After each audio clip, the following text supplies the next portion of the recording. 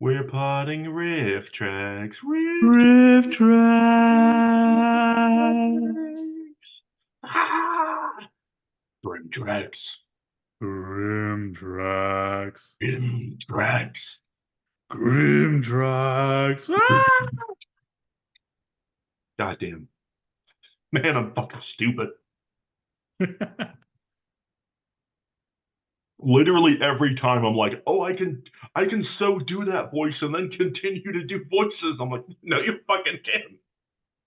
That's like an end of the day voice. Anyways, but we are talking Grimtrax, one of their newest releases.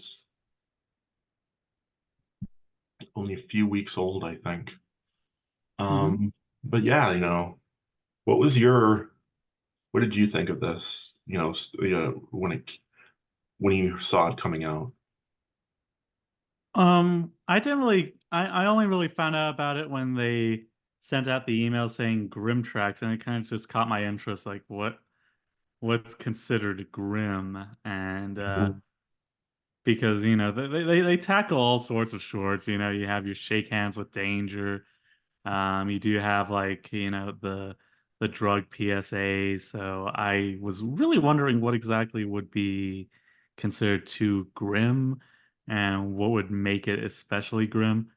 Um, I mean, yeah, you have stuff like, I think of other stuff that is pretty grim, like uh Nestor the long-eared Christmas donkey. I always thought that was like way too sad for a kids.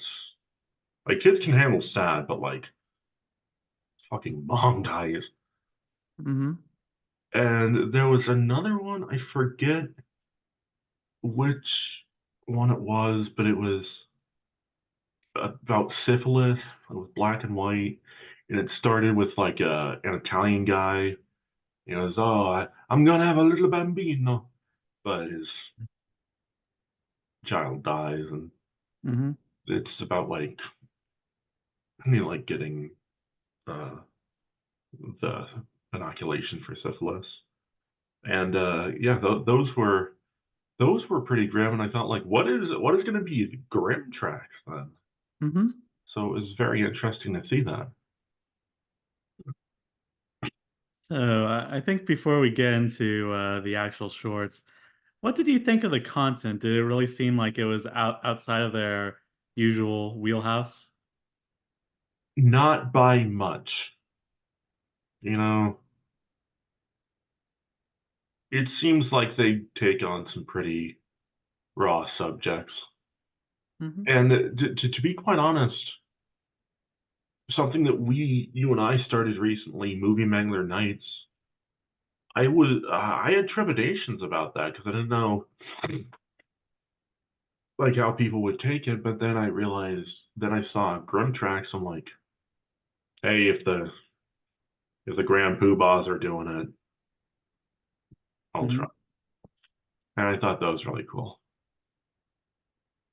Yeah, I like, and again, this one wasn't really off by much. It felt very much in their wheelhouse. It is a lot more, um, like they do come across as more depressing. Like the only source of joy and laughter is from the riffers. Hmm. Otherwise, except for one, one I think is not meant to be taken especially seriously. Yeah. Well, maybe two. Um, but the rest just kind of have like a very like kind of bleak demeanor that's not really, it's a tone, because it's Mhm. not so much like the subjects out there like, oh, they're going into drugs or the world of diseases or anything like that, but just how grounded and real a lot of it can be is what really makes this grim. So weirdly enough, what makes this whole thing grim is the fact that it's a little too close to home. It's a little too close to real life. And Mhm. I feel that was the only thing that really set it apart. We have cartoonish violence and so many other things, and we have a lot of lighthearted moments, and with something so uh, so negative. It's hard to linger on it when you have suburban Sasquatches, when you have drunken ladies talking about a balloon fair. So it's not so it's different in that it's not really elevated and it's very grounded. Yeah, they seem more hitting home. Something that I really enjoyed is the icon, the Grimtrax icon, how it's Uh-huh. bizarro. Bizarro Mhm. microphone there. Yeah. And we start out with the first short is reflection on a very old woman. Very old. Positively ancient. Old as all hell. They definitely throw in a Methuselah joke there. Yeah. Something fascinating is basically Leonard Cohen's mentor is the guy that wrote this. So it has a Cohen quality of like stark realism and like plain sexuality almost. I don't really know how to describe it, but Yeah, they're it's because at first we just see, like a bird spinning around a bird feeder going wee, and then this very positively ancient, veritable fossil of an old woman, uh, who's not really that old looking, yeah. but she pours it out, and they get a few good quips about the Marvel retirement universe Hmm. and claiming slipping for insurance fraud.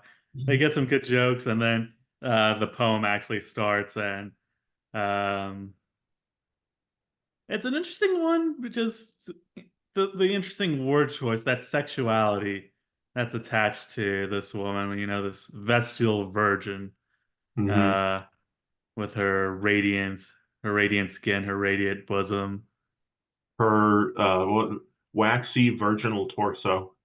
her waxy virginal torso, and I don't really know how to feel about us making Granny Spry in this.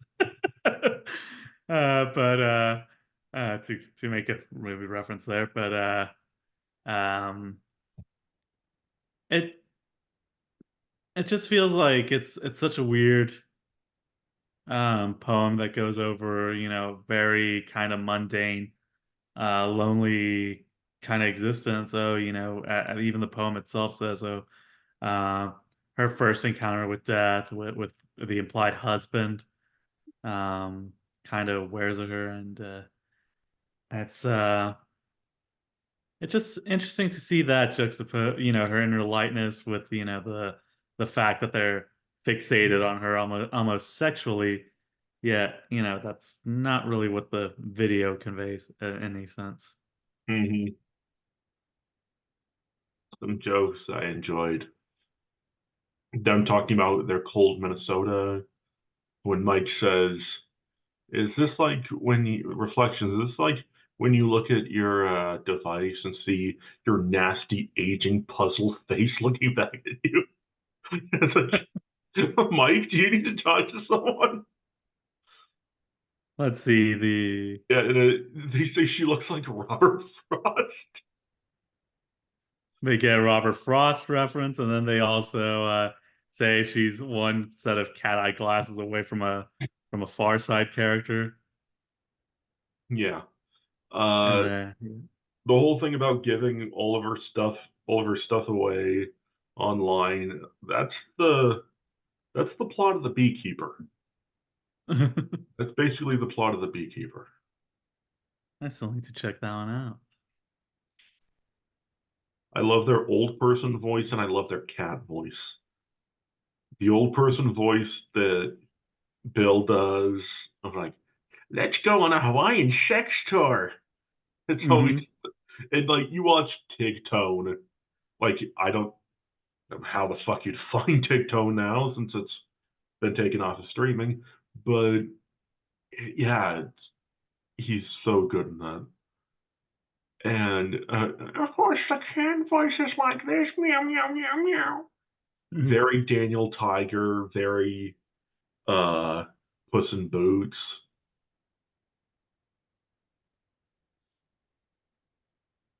For me, I like how they recontextualize. I like walking over my victims, the graves of my victims. It makes me feel powerful. Mm-hmm. The hell with you! I'm banging Mae West. Uh-huh.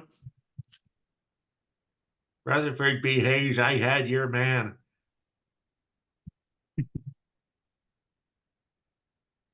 It was just a lot of fun asides, and what's really just a very lonely piece. There's a weird part where we start to see children emerge, and at that point, she's apparently pregnant with death or something like that. It was very.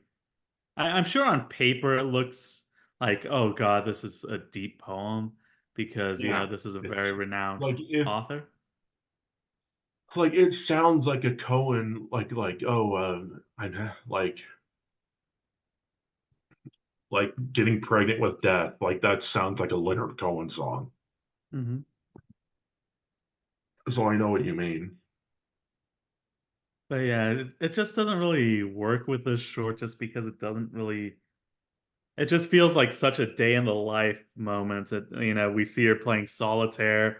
We see her just doing very ordinary things, and none of this conveys the kind of the beauty they want to attach, the vision of death, except maybe a very grim, realistic outlook that death is kind of mundane.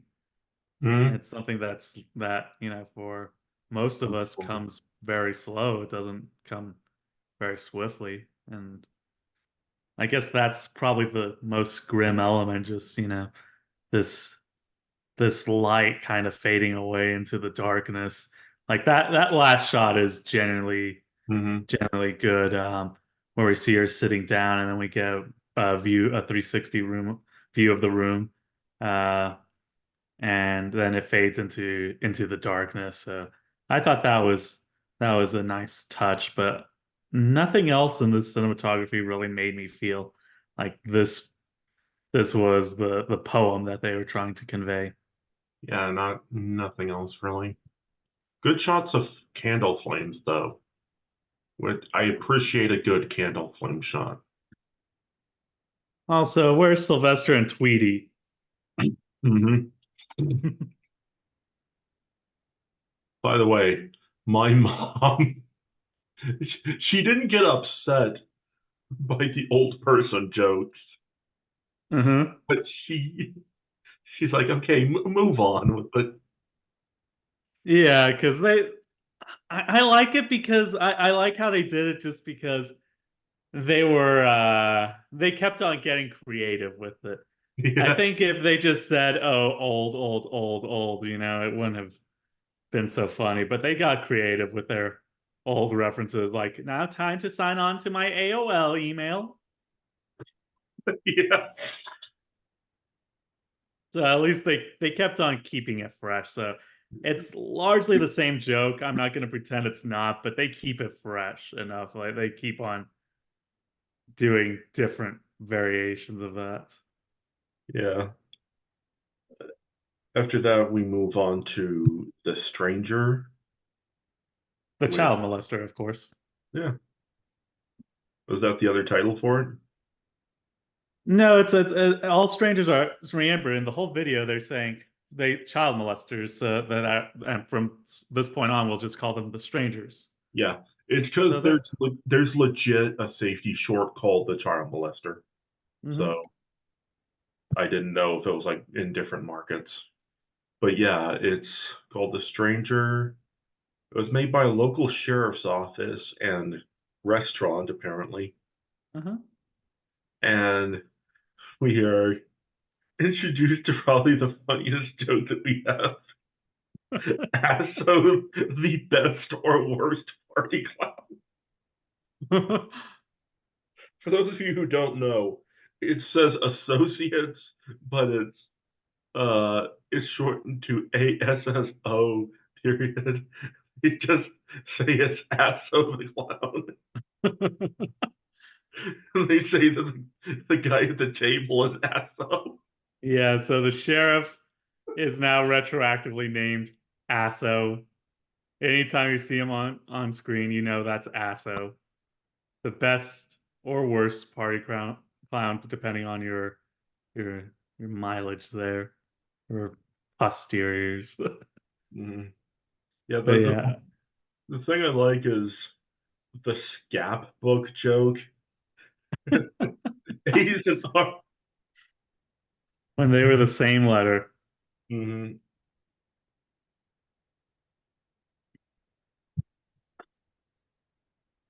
So this one apparently was the start of the whole Grimtrax, Mm-hmm. and this one predates the rest by a considerable amount. Yeah. It was recorded in 2012. Mm-hmm. And I don't know. I find that interesting that they chose not to release it.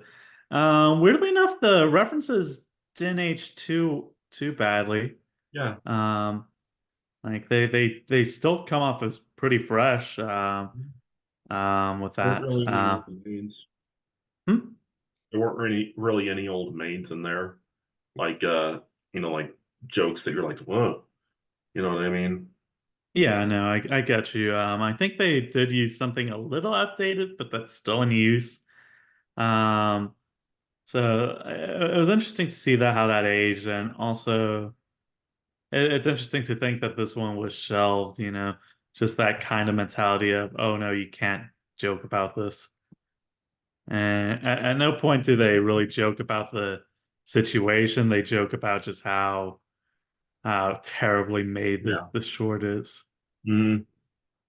And it's a local short. We'll give it some credit, but it's still very funny and tone deaf to the message it's trying to sell. I love some of the jokes, like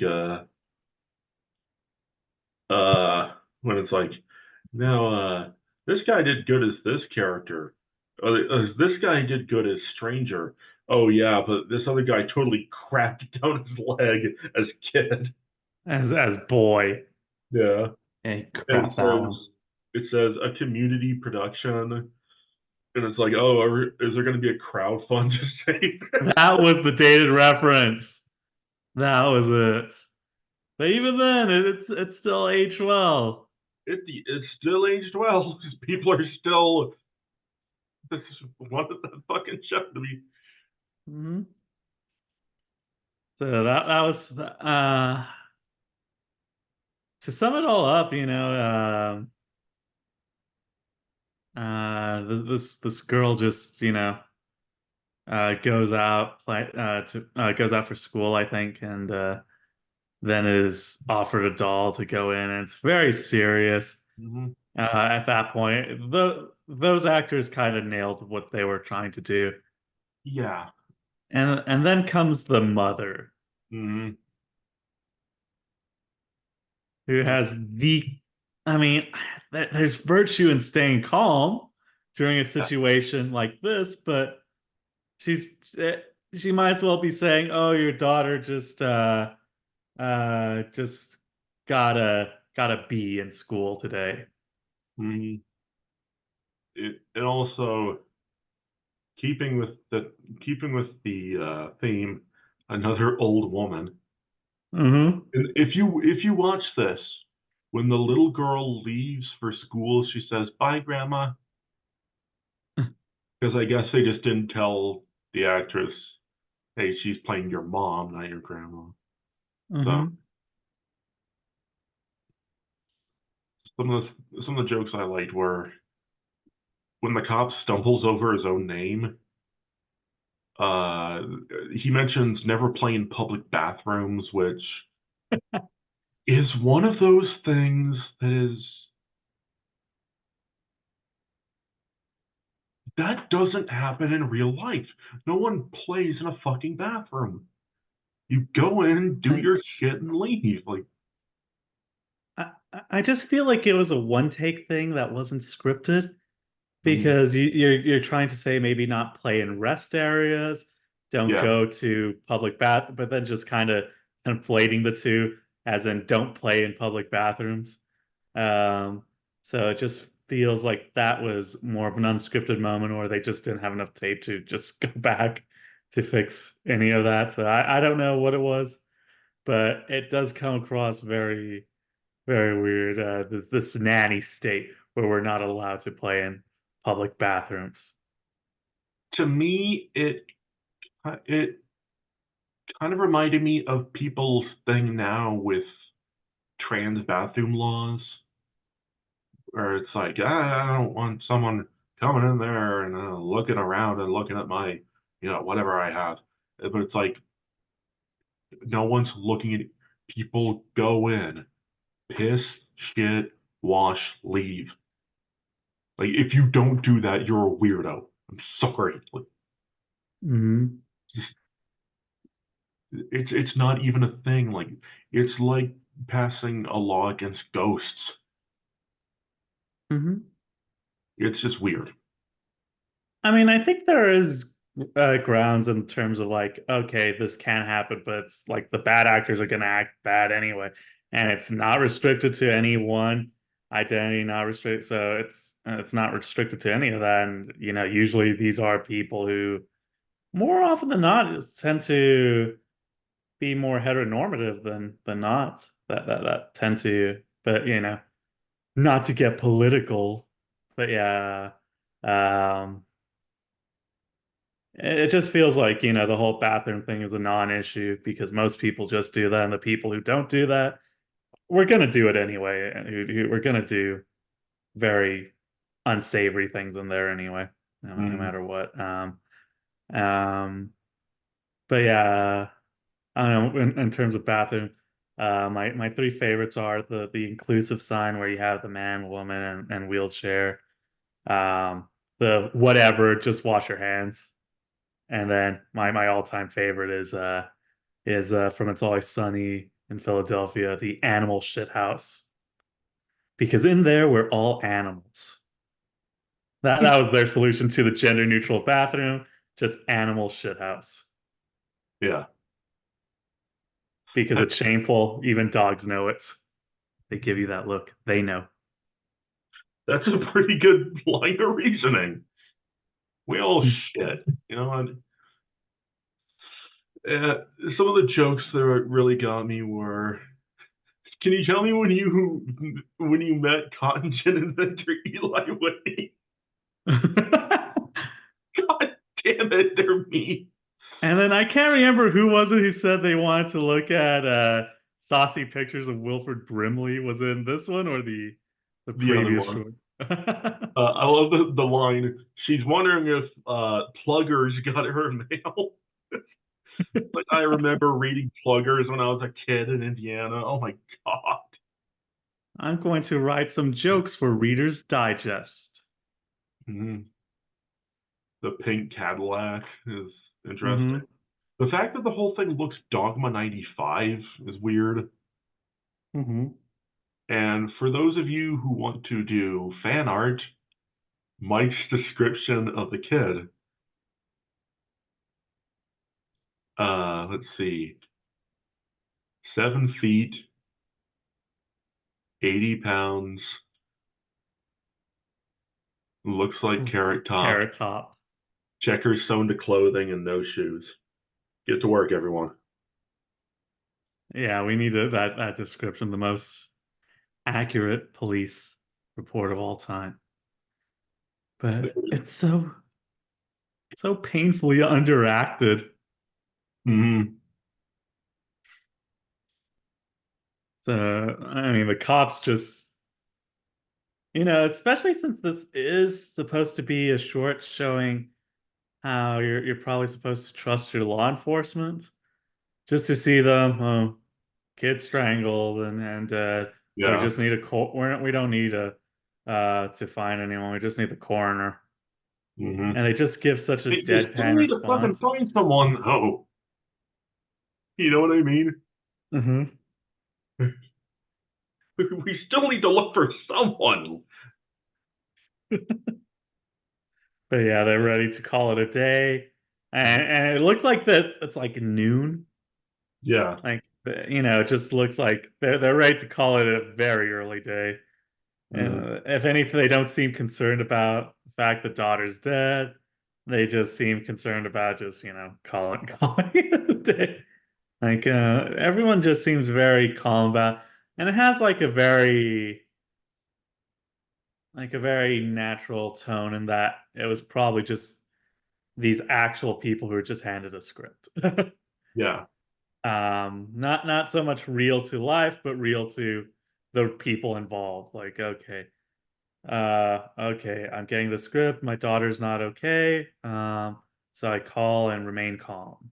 Cool. Mm. We find the body. We also remain calm. Again, it just seems so. And it's that emotional disconnect that really makes this a dark short. On top of that, and for those who are worried about the well-being, we get the over the edge type moment. It was all a dream. Mm. You have stuff like the jogging over to the body and the terrible mic that the cops have.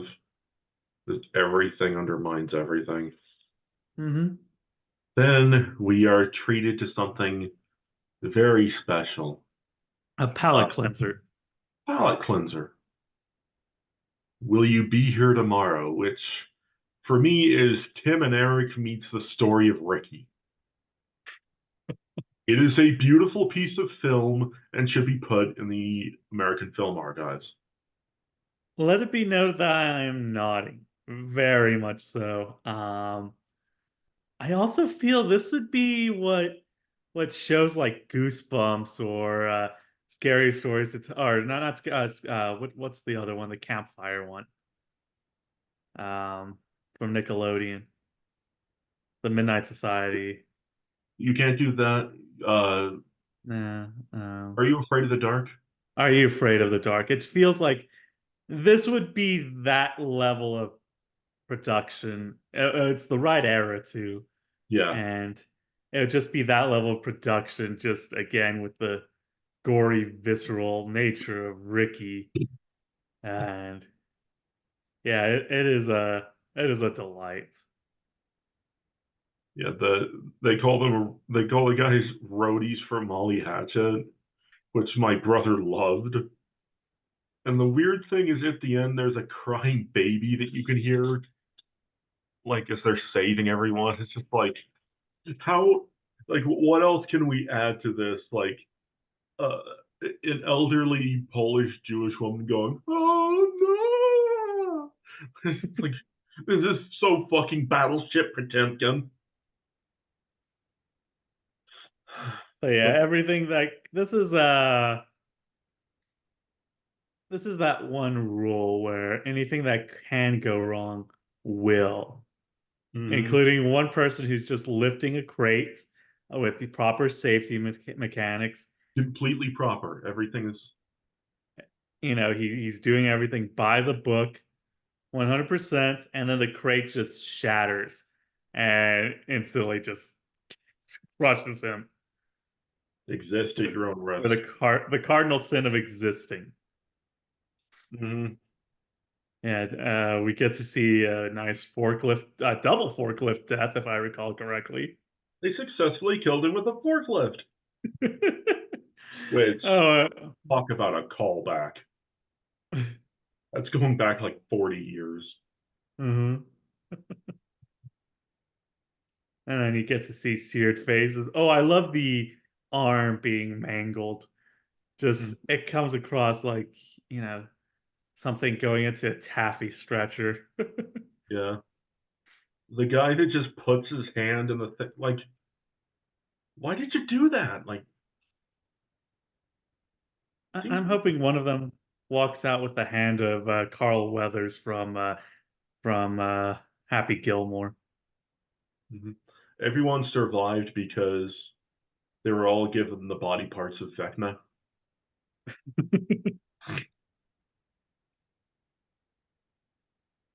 But yeah, there's so much.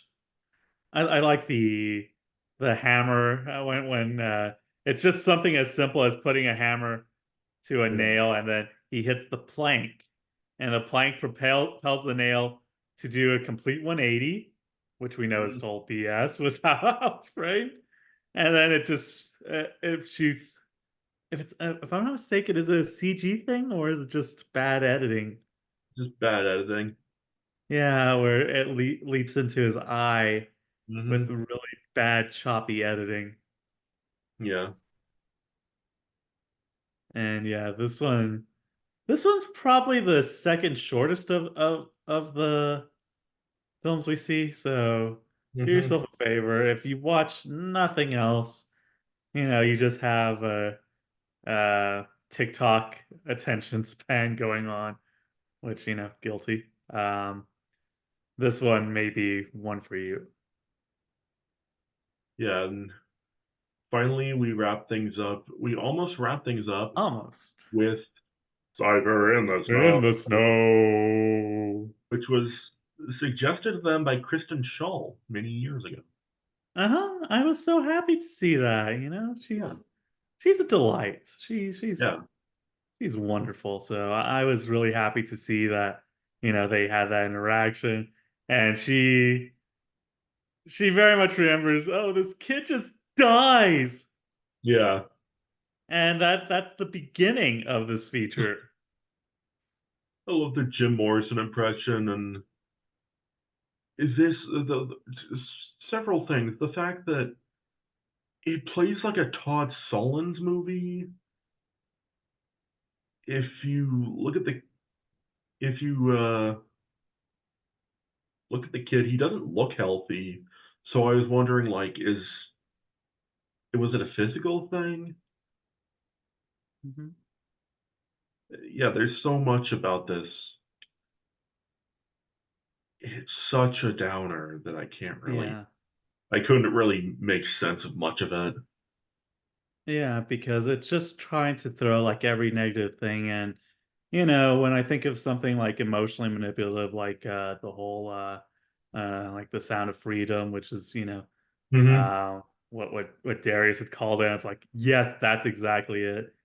Yeah, This actually does emotional manipulation right. Like it's like, it considers it because it considers, well, who are the nobodies in your life yeah.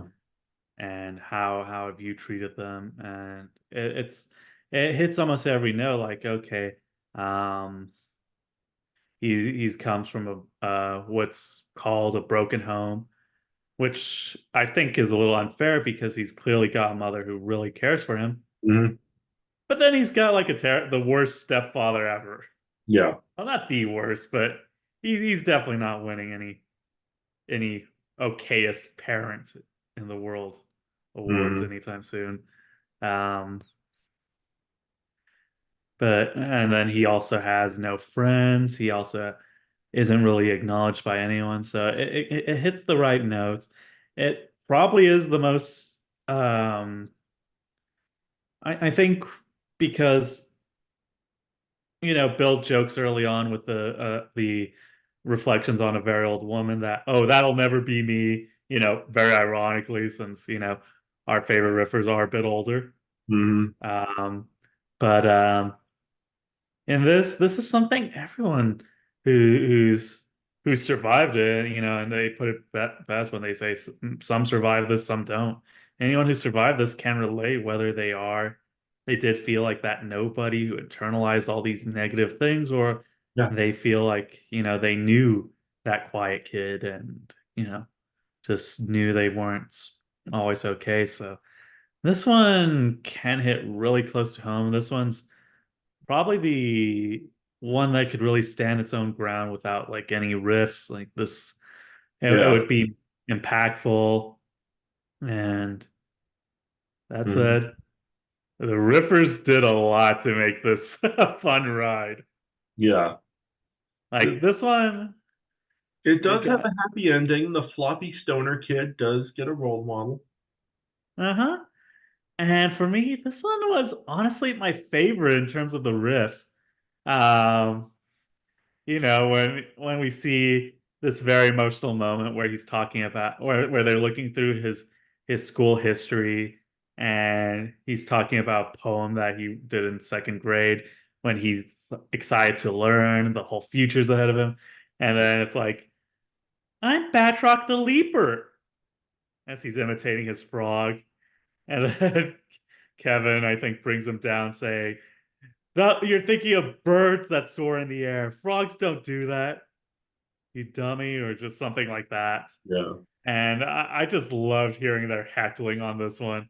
Um, they get to a little when he's a little older, and these people are making a snowman, snow wang slash um, what else?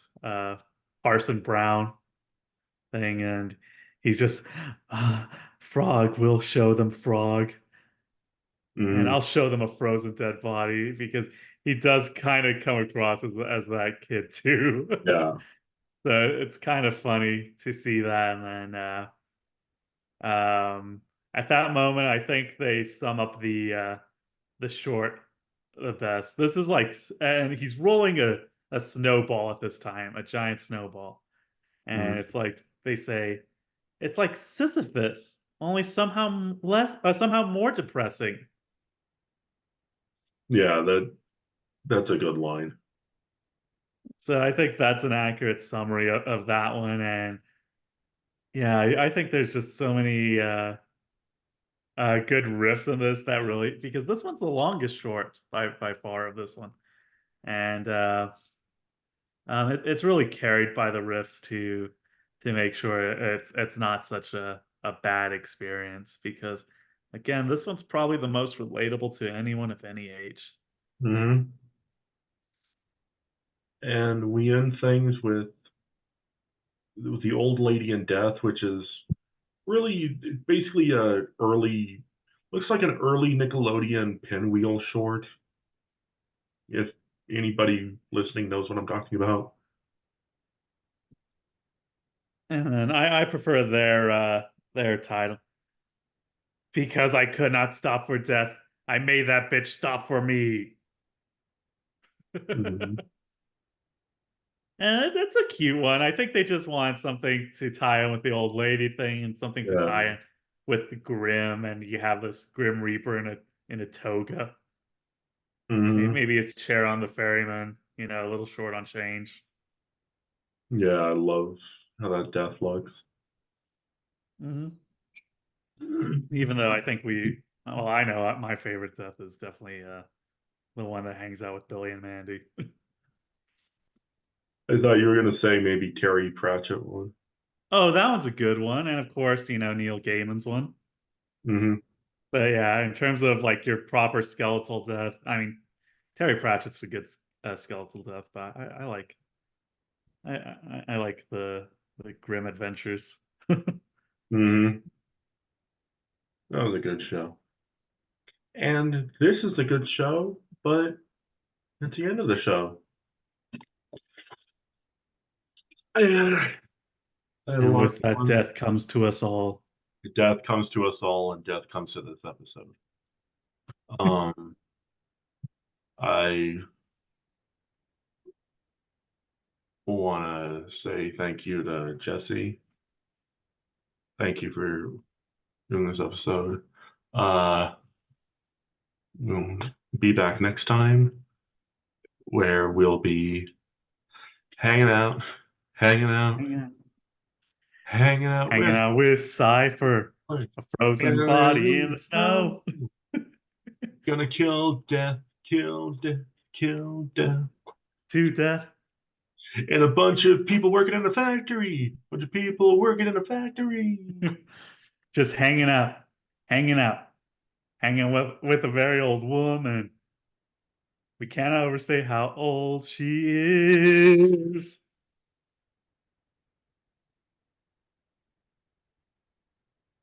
Okay, thank you. Thank you all.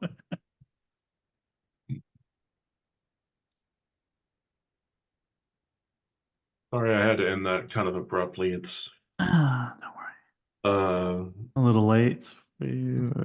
and also I've got a a thing, like a virtual thing to do. Okay, no worries. I think it was a good ending point. I mean, this whole short thing ended abruptly with death, Yeah. so I think it was fine. Hmm. Yeah. Yeah. Have to get. Thank you for doing this. Oh, no So, worries. Yeah. I was thinking next week we do another MMT nights. Is that Uh-huh. cool? I thought we'd Yeah. do cocaine fiends. Ooh, that could be fun. Yeah. Cocaine. Let's try not to do too many Dr. Roxo impressions. Okay. We're each allotted 2 Dr. Roxo references. Okay, I'm gonna completely blow mine in the like on the title screen. I'm gonna have one left. Yeah. But yeah. So yeah, we'll do Saturday and then what do you call it?